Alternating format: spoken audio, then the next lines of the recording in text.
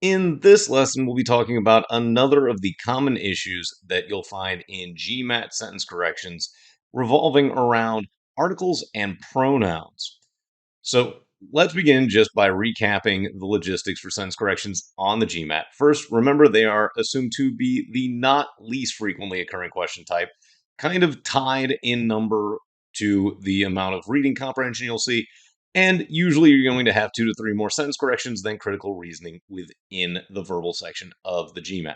Now, strategically, remember that you want to spend about 90 seconds as an average per question on the sentence corrections. You got a pretty hard maximum of 2 minutes for any individual sentence correction. You want to minimize to a single reread before eliminating and guessing to save time. Be careful of trying to listen for errors because unfortunately most people's quote unquote ear for English is not necessarily that good. Instead, look for differences visually that might indicate possible common sense correction issues, such as article and pronoun errors. So, to find article and pronoun errors, you want to look for subtle single word changes. You want to carefully track the reference for any article or pronoun. So, the thing that the pronoun or article refers back to in the sentence, either before or after the underlined portion. And you want to note changes in the number for the person, so the manner in which the narrative is speaking, or the actual noun, so singular versus plural, that sort of thing.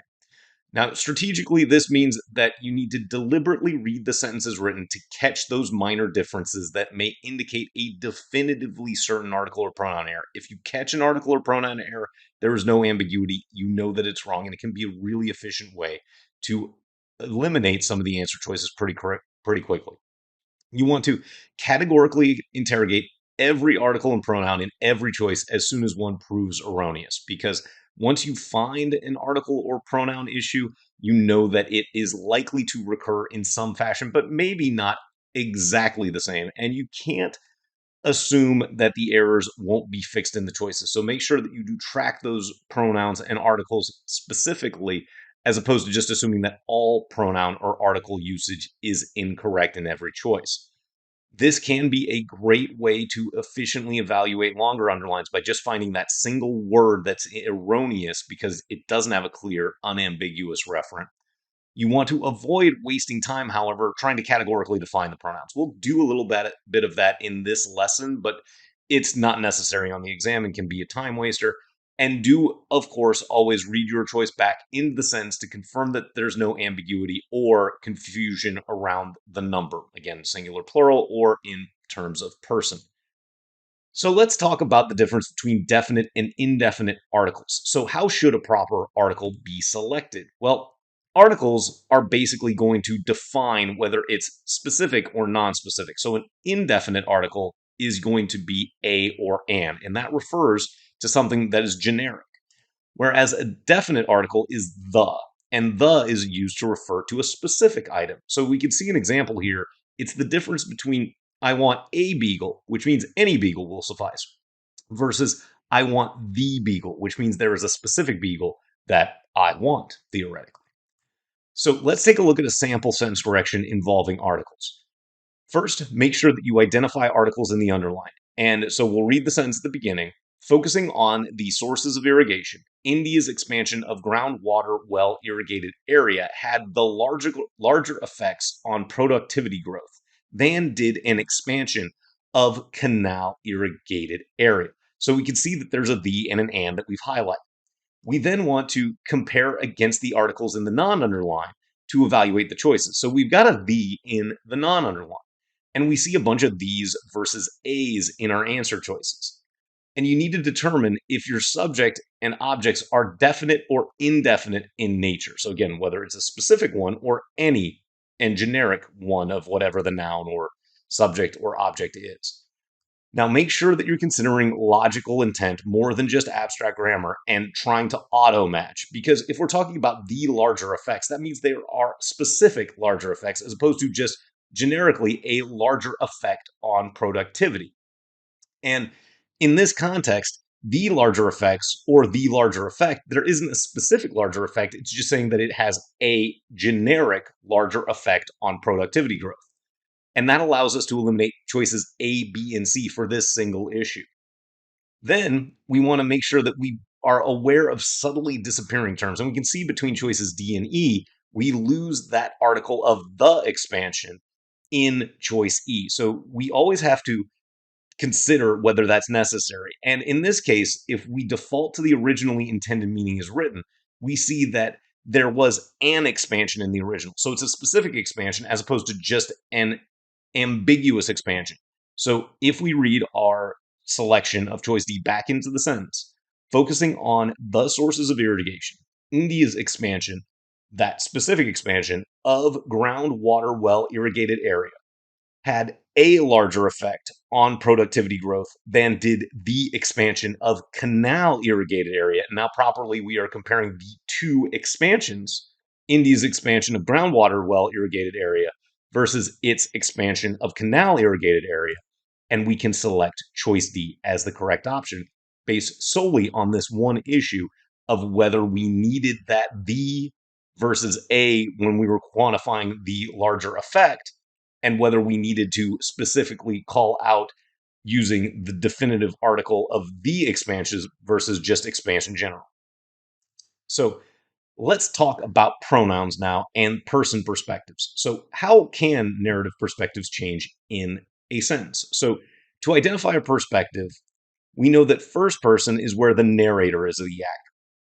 This is rare in GMAT sentence corrections. So, this is ultimately going to require I as the pronoun. So, I did something because I am the speaker within the story.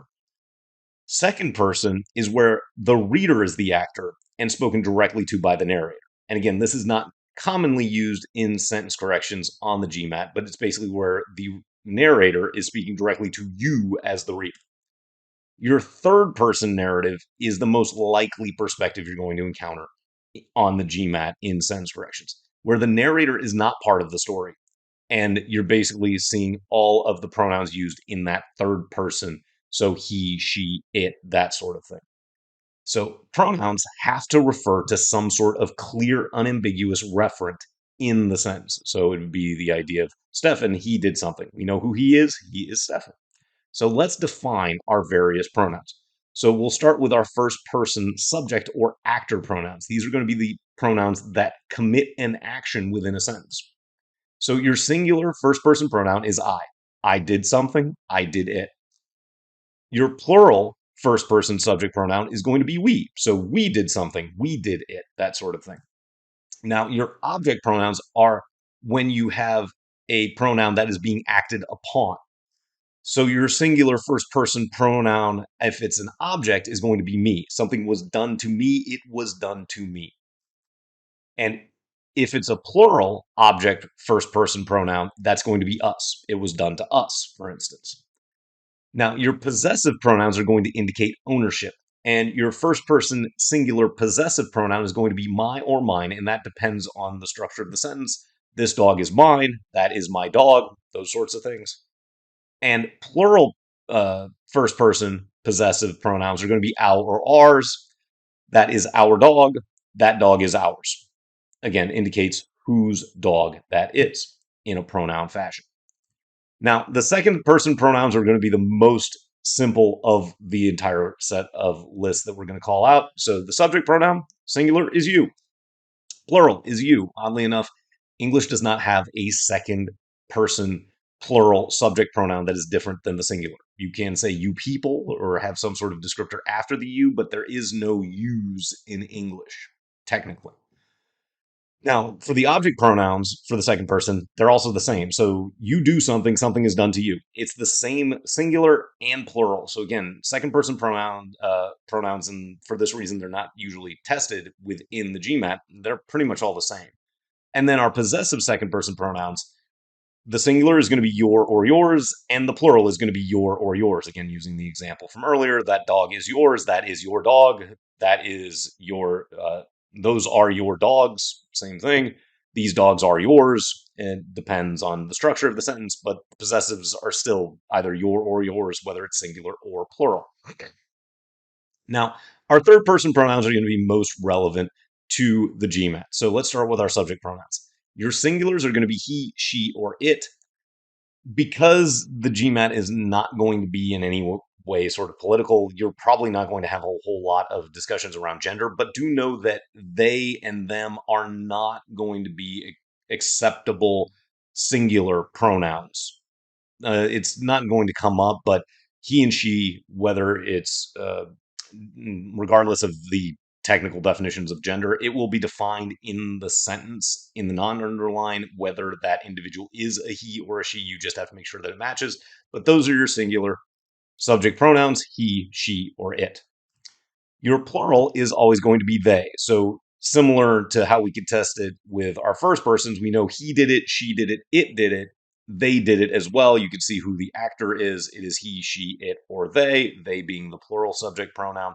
Your object pronouns, for the singular, it's going to be it was done to him, it was done to her, they were the people that the action was committed upon. It, however, remains the object pronoun as well as the third person singular subject pronoun. If we're looking at the plural object pronoun, however, that becomes a them. And they and them is a relatively commonly tested difference on the GMAT. So do make sure that you're using they only for subjects, them is only for objects if we're talking about the plural third person pronouns. For possessives in the third person, singular is going to be his, hers, or its without an apostrophe. It apostrophe s is the contraction it is. Its without an apostrophe indicates possession for a non-person entity, theoretically. And plural is going to be their or theirs. So that is their dog. That dog is theirs. Again, shows possession for multiple people in a plural sense if we're talking about the third person. So the other types of pronouns that you'll need to consider, again, we don't want to worry too much about the technical definitions, but we do need to consider things like relative pronouns. So for entities with agency, if you're talking about a person and then you say who did it, that's going to be the actor or subject pronoun of who. It was done to whom. Whom is the object relative pronoun for an entity with agency. If you're trying to find a shortcut for trying to determine whether you should use who or whom in a sentence, think about whether it should be he or him, because he did it means that who would be your proper relative pronoun. If it was done to him, then whom would be your proper relative pronoun. Now, if we're talking about objects without agency, so they can't make a decision, that's basically how who and whom work, then you want to instead use the relative pronouns that and which. And the difference between that and which is specific. That introduces an essential clause, a clause that the sentence cannot function without. Whereas which introduces a non-essential clause. So theoretically, a descriptor or some other information that if you took it away, the sentence could still be complete. And if we're talking about our relative pronouns and plurals, then you go to these or those. So those dogs, these dogs, they refer to, again, a specific set of plural relative pronouns or plural noun, object, or subject that has been already introduced within the sentence in some fashion. Now we talk about our special pronouns that have specific designations. So if you see the pronouns where or there, they must refer to location. You cannot have a where that is not a place, a there that is not a place. When and then are going to need to refer to a specific time. And what must refer to either an unknown or specifically pose a question. So you can't just have a what show up and not have some sort of question that needs to be answered within the sentence based on the intended meaning. So let's take a look at one more sample sentence correction here. So first, we always want to note pronouns as they appear in the sentences written. So we'll start by reading the original, and we've got it highlighted already. But subtle variations in the inks of stamps with an otherwise identical design may affect these values and desirability to philatelists and reveal them to be forgeries. Now, on the exam, you may immediately stop at these and go, whoa, whoa, whoa, what are these? Because these values means there's been some other values already introduced within the sentence, and no value has been actually presented. So we need to always immediately see clear and unambiguous reference for any pronoun that is introduced, such as these in this sentence, and there is no these. We don't have a values or a set of values that has already been introduced. So A and B can be eliminated immediately thus expediting the evaluation. Then looking at choice C, we've got a those. There's no those values either. So C can be eliminated for the same categorical issue. You have to beware of confusing subject and object and possessive pronouns. And you see that we highlighted they because we've got the difference between they and them to be forgeries. So those are of stamps. Stamps is an object in this sentence. And so that means them is the proper pronoun, not they. So another reason to eliminate choice B. Then you want to properly apply your special and relative pronouns. And we've got a that in choice E versus the them in choice D. And if we say reveal that to be forgeries, then there's something else other than the stamps that are forgeries, and that's not accurate. Of course, we then have to read our choice into the sentence to confirm proper number and a lack of ambiguity. So subtle variations in the inks of stamps with an otherwise identical design may affect their values being the values of the stamps unambiguously, and desirability, their desirability to philatelists. So that's the desirability of the stamps to these people, philatelists. Or reveal them, meaning the stamps, because their values already indicated that the pronoun is going to go back to stamps. And reveal them to be forgeries. So choice D is the correct answer here. So when we're evaluating articles and pronouns, first, immediately evaluate articles and pronouns as they're encountered in the original sentence as written by tracking clear and proper reference. Then use the non-underlined portion to confirm each article or pronoun is properly used by matching to the referent in number and meaning, again, whether it's specific or definite or indefinite. And then step 3, of course, read your selection back into the sentence to ensure it captures the intended meaning of the original without introducing any ambiguities. So let's move on over to the whiteboard and take a look at a couple of article and pronoun example questions to see how you'll execute on this specific issue when you're taking the GMAT. So here we have a sample sentence correction that you'll encounter on the verbal section of the exam. So we'll set up the scratch work as we do for every problem of this type. You can see our answer choices A through E and a little line on top for a potential error if we can identify it. Now, when you see a longer underlined portion on a sentence correction, your instincts may say, ew, that's going to take me a while to evaluate it, and maybe I want to move over to another problem. You'll want to suppress that instinct because if you can identify a clear pronoun or article issue, it can actually cut these otherwise time-consuming questions down to size and allow you to evaluate and eliminate questions or eliminate choices pretty efficiently. So we'll start from the beginning. The study of human remains recovered in prehistoric, historical, or modern context remained mostly secondary, but never interrupted the hegemony of morphology as its core of investigations prevailing over other approaches. So this ITS means that it has to be a possessive pronoun. And we need to figure out what is owning something. So something has never interrupted the hegemony of morphology. But the hegemony of morphology cannot possess its own core of investigations. So we have no idea what that its refers to. And so we've identified an ambiguous pronoun. We can label this as a pronoun issue being adjudicated in this question. We can eliminate choice A just for that one problem. Now, if we go to our remaining answer choices, let's go look just at the pronouns. So we can see in choice B that it switched to a their. Well, that just means it's a plural possessive pronoun, and we need to find a plural set of, or plural noun or object or subject that clearly possesses the core of investigations. Now, this would be the modern contexts, prehistoric, historical, or modern contexts, and the contexts don't possess a core of investigations. So choice B is also eliminated. We see the same issue of its, and that its core, it's still the same problem.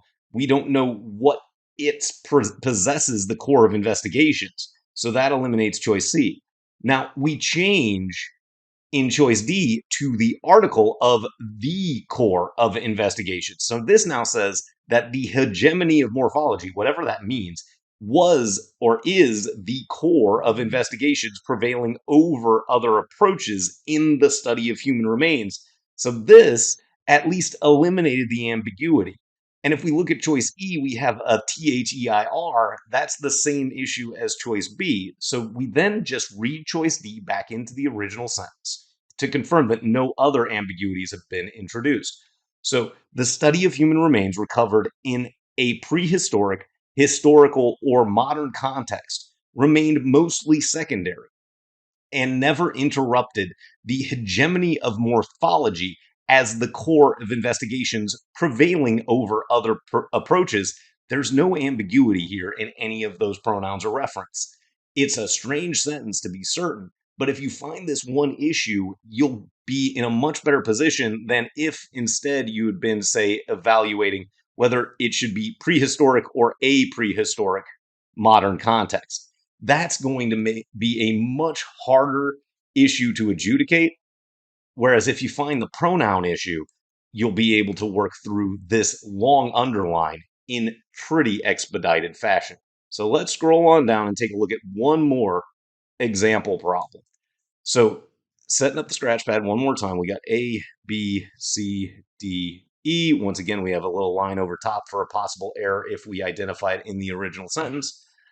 So, starting at the beginning, St. Louis, like other post-industrial cities, maintains vibrant, more organically grown network of artists. So, we always want to clearly track number in any underlying portion. So, maintains vibrant, more organically grown networks of artists could work, or a vibrant, more organically grown network of artists. So right now, this is just an incorrect number.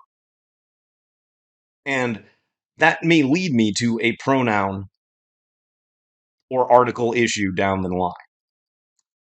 So we can eliminate choice A because we know that it would have to be either St. Louis maintains a vibrant network or maintains vibrant, more organically grown networks of artists.